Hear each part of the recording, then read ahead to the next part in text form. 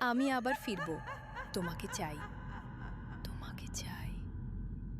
দেখ বন্ধু, ও আবার ফিরে এলো। ও আমাকে নিয়ে যাবে। আপনারা শুনছেন আগাপুর 96 টিভি। ভৌতিক গল্প মায়া ডাক শেষ পর্ব। এছাড়া ফেসবুকে পেয়ে যাবেন ভয়ঙ্কর সব গল্প, উড়াল পাখি 99 আর নীল আকাশ পেজে। কমেন্টে জানাবেন কেমন হলো। এটি মনোরঞ্জনের জন্য। কাকতালীয়ভাবে মিলে গেলে চ্যানেল দায়ী নয়।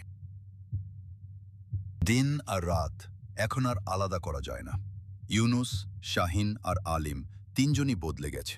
তারা আগের মতো হাসে না, কথা বলে না, কারণ তারা জানে কোথাও কেউ তাদের দেখছে। এক দুপুরে ইউনুস আয়নার সামনে দাঁড়িয়েছিল। হঠাৎ তার নিজের মুখের পাশে আরেকটা মুখ ভেসে উঠল। সেই মেয়েটা। সে ধীরে বলল, আমি তো আছি। ইউনুস ঘুরে দাঁড়ালো। কেউ নেই। শাহিন এখন রাতে ঘুমাতে পারে না। সে বারবার দরজা খুলে বাইরে যায়। একদিন তার মা তাকে রাস্তায় দাঁড়িয়ে থাকতে দেখে সে ফিসফিস করে বলছিল, আমি আসছি। আলিম একদিন আর সহ্য করতে পারল না। সে একা একা বেরিয়ে গেল সেই রাস্তায়। বেড়াচাপা থেকে বাদুরিয়া রোড। কুয়াশা আবার নেমেছে। তুমি একা এসেছো? তুই কি চাইছিস? মেয়েটা সামনে এলো। আজ সে সুন্দর না, ভয়ঙ্কর। সে বলল, আমি একা থাকতে চাই না। পরের দিন আলিমকে আর পাওয়া গেল না। শুধু রাস্তার পাশে তার জুতো পাওয়া গেল। ইউনুস আর শাহিন বুঝে গেল এটা শেষ না করলে তারা কেউ বাঁচবে না। আজ সব শেষ করব।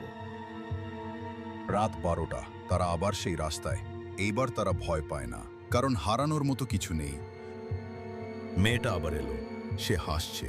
তার পাশে দাঁড়িয়ে আছে আলিম। কিন্তু সে আগের আলিম না, তার চোখ ফাঁকা। সে বলল, তোমরাও আসো। ও আমাদের ডাকছে। ও আলিম না, ওটা মায়া। তোমরা আমার হবে। চারপাশ অন্ধকার। বাতাস ঝড়ের মতো বইছে। হঠাৎ ইউনুস একটা সিদ্ধান্ত নিল। সে শাহিনকে ঠেলে দূরে সরিয়ে দিল। তুই পালা। না, আমরা একসাথে। আজ একজনকে থাকতেই হবে।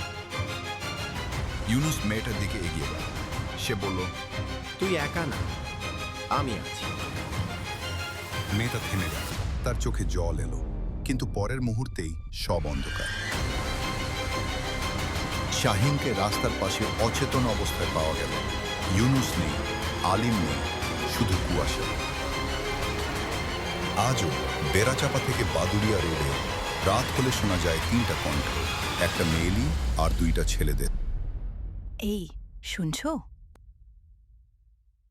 যদি কখনো সেই পথে যাও, আর যদি 3টা কণ্ঠ একসাথে তোমাকে ডাকে, পেছনে তাকিও না, কারণ মায়া ডাক কখনো শেষ হয় না, শুধু নতুন কাউকে খুঁজে নেয়।